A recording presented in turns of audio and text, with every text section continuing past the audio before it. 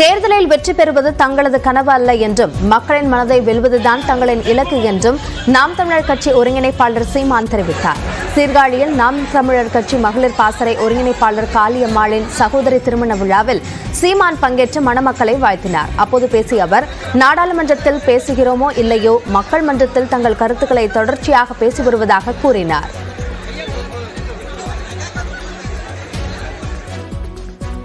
எங்களுக்கு உயர்ந்த லட்சிய நோக்கம் இருக்கிறது. ஆனால் அதை அடைவதற்கு எங்களுக்கு பொருளாதார வலிமையோ உடல் வலிமையோ இல்லை, உழைப்பை தவிர வேறு ஒன்றும் இல்லை. அதனால கடுமையாக உழைத்துக் கொண்டிருக்கிறோம். பக்ரீத் பண்டிகையை முன்னிட்டு தருமபுரி சந்தைப்பேட்டையில் 2 கோடி ரூபாய்க்கு ஆடுகள் விற்பனை செய்யப்பட்டன. சந்தைப்பேட்டையில் ஞாயிறுதோறும் அதிகாலை 3 மணி முதல் 8 மணி வரையில் கால்நடை சந்தை நடைபெறும். அந்த வகையில் நடைபெற்ற சந்தைக்கு குறும்பாடு, வெள்ளாடு, செம்மறியாடு என பல வகையிலான ஆடுகள் விற்பனைக்கு கொண்டு வரப்பட்டன. ஒவ்வொரு ஆடும் சுமார் 2000 ரூபாய் முதல் 40,000 ரூபாய் வரையில் விற்பனை செய்யப்பட்டன.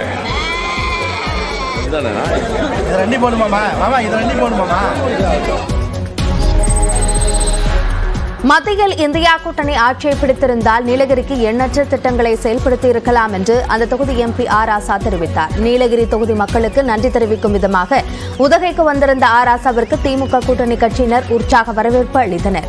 அப்போது பேசிய ஆர் ராசா, அரசியல் சட்டத்தையே எதிர்த்த பிரதமர் மோடியை இக்கட்டான சூழ்நிலைக்கு தள்ளிய பெருமை முதலமைச்சர் மு க ஸ்டாலினுக்கு உண்டு என்றார்.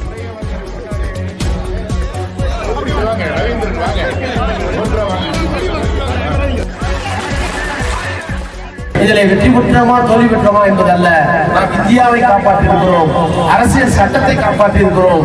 இந்த 40க்கு 40 தலைவர் இந்தியாவிற்கு வழங்கவில்லை என்றால் இந்தியா குறைந்த கையில் கிடைத்த பூமாலையை போல சிறந்து போயிருக்கும். திருப்பத்தூரில் செல்போன் டவர் பேட்டரிகள் மற்றும் உதிரி பாகங்களை திருடி விற்பனை செய்த 2 போலீசார் கைது செய்தனர். திருப்பத்தூர் சுற்றுவட்டார பகுதிகளில் உள்ள தனியார் செல்போன் டவர் கட்டுப்பாட்டு அறைகளில் இருந்த பேட்டரிகள் மற்றும் உதிரி பாகங்கள் அடிக்கடி திருடு போய் கொண்டிருந்தன. இதுகுறித்து போலீசார் தனிப்படை அமைத்து குற்றவாளிகளை தேடி வந்தனர். இந்நிலையில் இந்த வழக்கில் நாற்றம்பள்ளியைச் சேர்ந்த சந்திரசேகரனை போலீசார் கைது செய்தனர்.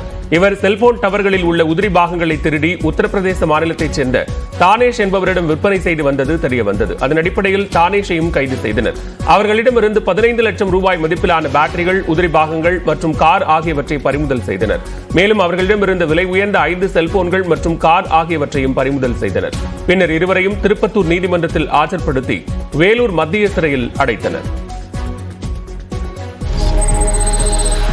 தேனி மாவட்டம் போடி அருகே கரும்பு தோட்டத்தில் ஏற்பட்ட தீ விபத்தில் அறுவடைக்கு தயாராக இருந்த கரும்புகள் எரிந்து சேதமடைந்தன.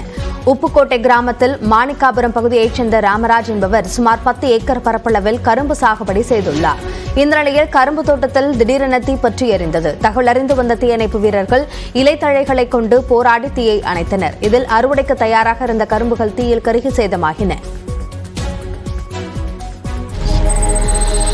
விழுப்புரம் விக்கிரவாண்டி இடைத்தேர்தலை முன்னிட்டு நடந்த பறக்கும் படை சோதனையில் உரிய ஆவணங்கள் இன்றி கொண்டு சென்ற 50,000 ரூபாய் மதிப்புள்ள சில்வர் டிஃபன் பாக்ஸ் மற்றும் பிளாஸ்குகள் பறிமுதல் செய்யப்பட்டன.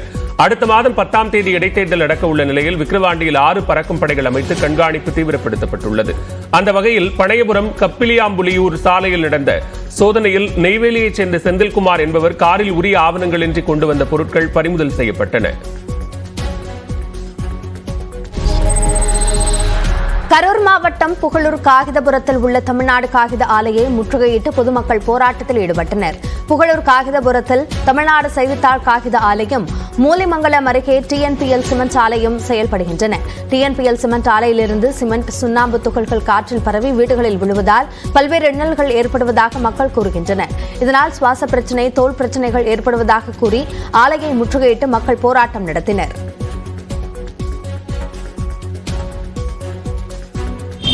பேப்பர் மில்லுனால பக்காஸ் தொகையெல்லாம் எங்கள் ஊரில் அதிகமாக விழுவுது. இதுனாச்சும் எனக்கு இத்தனை நாளாக பொறுத்துக்கிட்டு இருந்தது. இது 1982 இது நடந்துட்டு இருக்குது. இப்போ இந்த 10 வருஷத்துக்கு முன்னாடி சிமெண்ட் ஃபேக்டரி கொண்டு வந்தாங்க.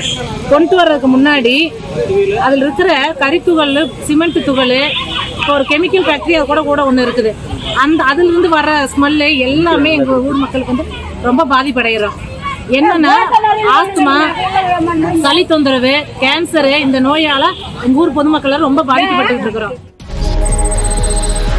சென்னை தண்டையார்பேட்டையில் நாட்டிய பள்ளி நடத்தி வரும் பெண்ணை பற்றி தவறாக சித்தரித்து அவதூறு பரப்பியவர் கைது செய்யப்பட்டார். ராஜ்குமார் என்பவர் தன்னை பத்திரிகையாளர் என்று அறிமுகப்படுத்திக் கொண்டு நாட்டிய பள்ளியை பற்றி கட்டுரை எழுதுவதாக கூறி அப்பள்ளியின் ஆசிரியையுடன் பழகியுள்ளார். ராஜ்குமாரின் நடவடிக்கை பிடிக்காததால் ஆசிரியர் அவரை கண்டித்துள்ளார். இதனால் ஆத்திரமடைந்த ராஜ்குமார் நடனப்பள்ளி ஆசிரியரின் புகைப்படங்களை தவறாக சித்தரித்து அவரது கணவருக்கு அனுப்பியுள்ளார். இதுகுறித்து நடன ஆசிரியர் அளித்த புகாரின் பேரில் ராஜ்குமார் கைது செய்யப்பட்டார். நாகை மாவட்டம் வேதாரண்யம் அருகே வீட்டு வாசலில் நிறுத்தப்பட்டிருந்த இருசக்கர வாகனத்தை 2 பேர் திருடிச் சென்ற சிசிடிவி காட்சி வெளியாகியுள்ளது. வாய்மேடு சேனாதிக்காடு பகுதியைச் சேர்ந்த ஆனந்த பாஸ்கரன் என்பவர் தனது இருசக்கர வாகனத்தை வீட்டு வாசலில் நிறுத்திவிட்டு காலையில் வந்து பார்த்தபோது மாயமாகி இருந்தது. இதனையடுத்து சிசிடிவி ஆதாரத்துடன் காவல் நிலையத்தில் புகார் அளித்த நிலையில் விசாரணை நடைபெறுகிறது.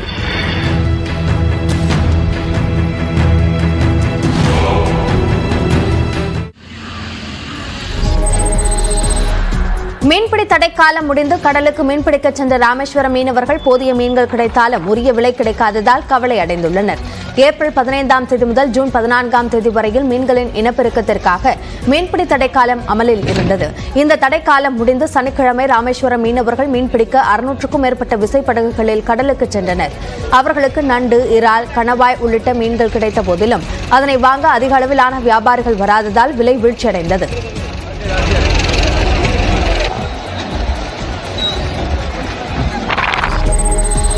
திருப்பத்தூர் மாவட்டம் ஆம்பூர் அருகே காலனி தொழிற்சாலையில் 49 லட்சம் மதிப்பிலான காலனி பொருட்களை கையாடல் செய்த 7 பேர் கைது செய்யப்பட்டனர். சின்னவரிகம் பகுதியில் செயல்பட்டு வரும் தனியார் காலனி தொழிற்சாலையில் வரவு செலவு குறித்து தணிக்கை செய்தபோது 49 லட்சம் மதிப்பிலான பொருட்கள் கையாடல் செய்யப்பட்டிருப்பது தெரியவந்தது.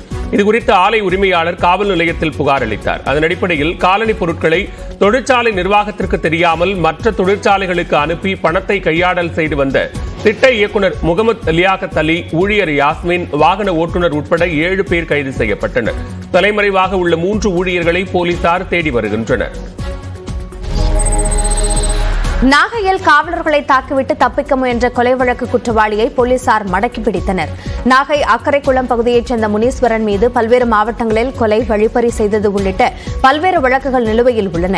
2020ஆம் ஆண்டு நடந்த கொலை வழக்கு ஒன்றில் நீதிமன்றத்தில் ஆஜராகாமல் இருந்த முனீஸ்வரனை பிடிக்க நீதிமன்றம் பிடி ஆணை பிறப்பித்தது. இதனையடுத்து தலைமறைவாக இருந்த முனீஸ்வரனை தனிப்படை போலீசார் கைது செய்ய முற்பட்ட போது போலீசாரை தாக்கிவிட்டு தப்பிக்க முயன்றதாக தெரிகிறது. அப்போது கால் இடறி கீழே விழுந்த முனீஸ்வரனை போலீசார் கைது செய்து மருத்துவமனையில் அனுமதித்தனர். கோவையில் நடைபெறும் இசை நிகழ்ச்சியில் தனது தந்தை இளையராஜாவின் பாடல்களையும் பாட உள்ளதாக இசையமைப்பாளர் கார்த்திக் ராஜா தெரிவித்தார். அடுத்த மாதம் 17ஆம் தேதி கோவையில் இசையமைப்பாளர் கார்த்திக் ராஜாவின் இசை நிகழ்ச்சி நடைபெற உள்ளது. இதனை முன்னிட்டு கோவையில் செய்தியாளர்களிடம் பேசிய கார்த்திக் ராஜா, காப்புரிமை பிரச்சினை உள்ளதால் தனது தந்தையின் பாடல்களை பாட அவரிடம் எழுத்துப்பூர்வமாக அனுமதி பெற உள்ளதாக கூறினார். காப்பிரைட் எது ஓப்பனா இருக்கோ அதை மட்டும் தான் பாடுவோம். அதுல எதுவும் ப்ராப்ளம் பண்ணாம பர்மிஷன் வாங்கிட்டு தான் பாடுவோம். ஐபிஆர்எஸ்லயும் அப்பாட்டியும் பர்மிஷன் வாங்கிட்டு தான் பாடுவோம். Return permission. கார்த்திக் ராஜாவிடம் செய்தியாளர்கள் கேட்டுக் கொண்டதற்கு இணங்க தென்றல் வந்து தீண்டும் போது என்ற பாடலை அவர் பாடி மகிழ்வித்தார். தென்றல் வந்து தீண்டும் போது என்ன வண்ணமோ மனசுல வந்து வந்து போகுதம்மா, எண்ணமெல்லாம் வண்ணமம்மா, எண்ணங்களுக்கு ஏற்றபடி வண்ணமெல்லாம் மாறும் அம்மா, உண்மையில் உள்ளத நான் சொன்னேன் பொன்னம்மா சின்ன கண்ணே, தென்றல் வந்து தீண்டும் போது என்ன வண்ணம். பாட வச்சுட்டீங்க.